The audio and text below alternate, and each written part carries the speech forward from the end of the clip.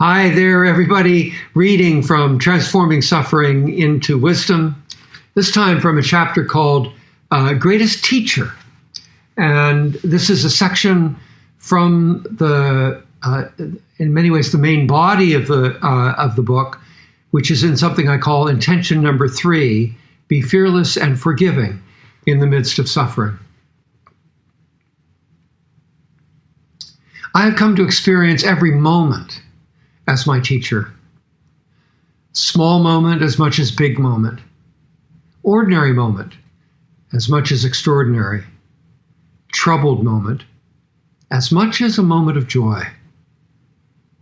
When I find myself in a mood to categorize or rank my human teachers, 4 of them stand out. My mother. A man who for many years counseled me through my greatest periods of trial. A spiritual teacher who died years before I was born. And a person who made endless troubles in my life and for years made my life miserable. It may very well be that this 4th person was my greatest teacher.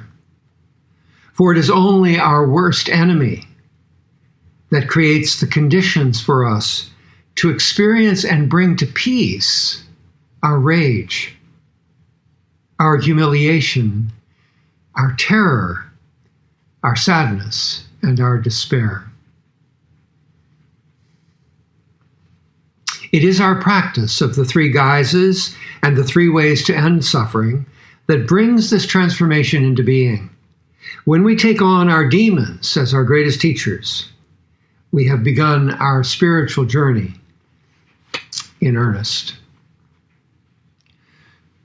So we've been talking a lot about pausing with and noticing the actual moments of suffering that we experience and really paying attention to, letting the thoughts go, part of our meditative practice, and bringing our attention fiercely or kindly or just with simple, almost scientific precision to moments of feeling, the dark feelings that we have.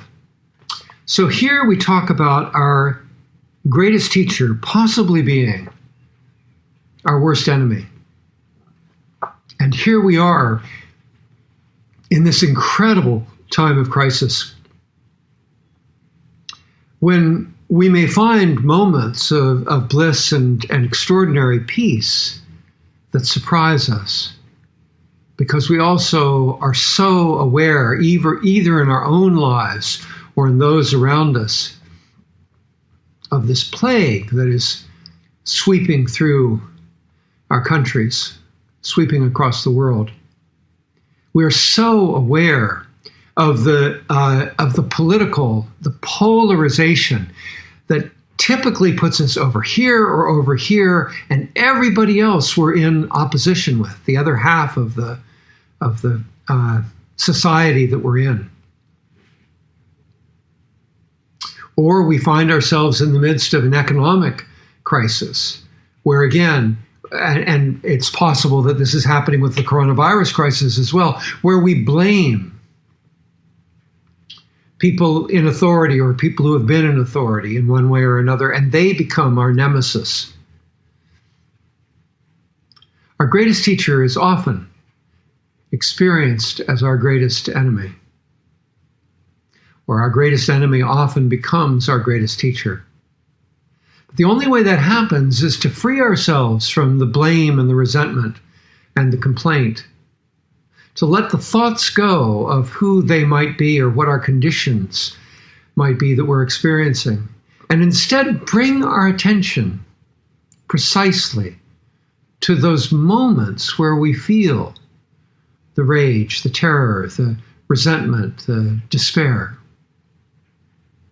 Let the thoughts go, feel the feelings.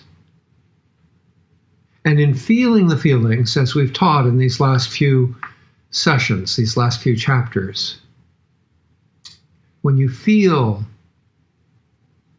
deep, difficult feelings, you really are there with them, you find that they transform, that they have an arc that takes us from the depths of despair to peace, to wisdom. This is how our greatest teacher might be found in a time of great crisis, and might in fact be not at all who we were expecting, but someone that we think of as a great enemy. All of these experiences are fodder for transforming suffering into wisdom. Thanks.